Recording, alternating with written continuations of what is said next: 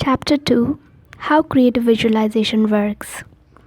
In order to understand how creative visualization works, it's useful to look at several interrelated principles.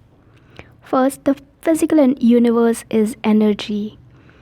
The scientific world is beginning to discover what metaphysical and spiritual teachers have known for centuries. Our physical universe is not really composed of any matter at all. Its basic component is a kind of force or essence that we call energy. Things appear to be solid and separate from another on the level at which our physical senses normally perceive them. On finer levels, however, atomic and subatomic levels, seemingly solid matter is seen as smaller and smaller particles within particles, which eventually turn out to be just pure energy. Physically, we are all energy, and everything within and around us is made up of energy. We are all part of one great energy field. Things that we perceive to be solid and separate are in reality just various forms of our essential energy, which is common to all. We are all one, even in a literal physical sense. The energy is vibrating at different rates of speed, and thus has different qualities, from finer to denser. Thought is a relatively fine, light form of energy and therefore very quick and easy to change. Matter is relatively dense, compact energy and therefore slower to move and change. Within matter, there is great variation as well. Living flesh is relatively fine, changes quickly, and is easily affected by many things. A rock is a much denser form, slower to change and more difficult to affect. Yet even rock is eventually changed and affected by the fine light energy of water, for example. All forms of energy are interrelated and can affect one another. Energy is magnetic. One law of energy is this: energy of a certain quality or vibration tends to attract energy of a similar quality and vibration. Thoughts and feelings have their own magnetic energy that attracts energy of a similar nature. We can see this principle at work. For instance, when we accidentally run into someone we have just been thinking of or happen to pick up a book that contains exactly the perfect information we need at that moment. Form follows idea. Thought is a quick, light, mobile form of energy. It manifests instantaneously, unlike the denser forms such as matter. When we create something, we always create it first in thought form. A thought or idea always precedes manifestation. I think I will make dinner is the idea that precedes creation of a meal. I want a new dress precedes going and buying one. I need a job precedes finding one, and so on.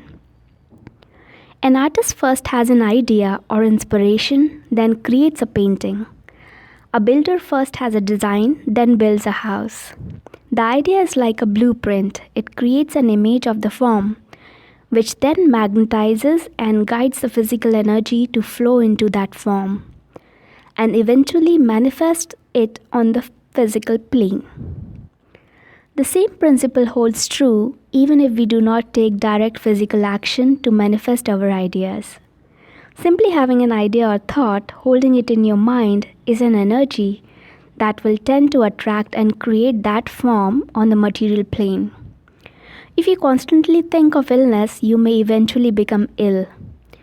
If you believe yourself to be beautiful, you become so. Unconscious ideas and feelings held inside of us operate in the same way. The law of radiation and attraction. This is the principle that whatever you put out into the universe will be reflected back to you. As you sow, so shall you reap. What this means from a practical standpoint is that we always attract into our lives whatever we think about the most, believe in most strongly, expect on the deepest levels, and or imagine most vividly. When we are negative and fearful, insecure, or anxious, we often attract the very experiences, situations, or people that we are seeking to avoid. If we are basically positive in attitude, expecting and envisioning pleasure, satisfaction, and happiness, we tend to attract and create people, situations, and events that conform to our positive expectations. So, consciously imagining what we want can help us to manifest it in our lives. Now, let's come to using creative visualization. The process of change does not occur on superficial levels through mere positive thinking. It involves exploring, discovering, and changing our deepest, most basic attitudes toward life.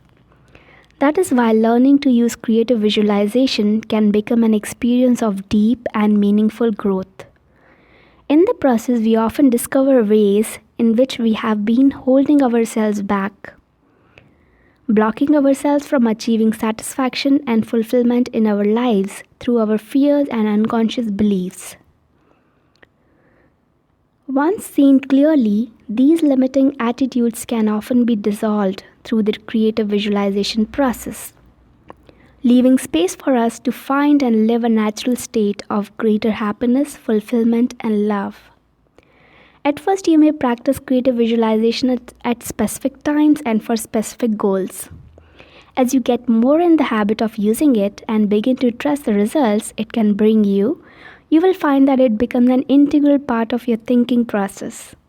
It becomes a continuous awareness, a state of consciousness in which you know that you are the constant creator of your life.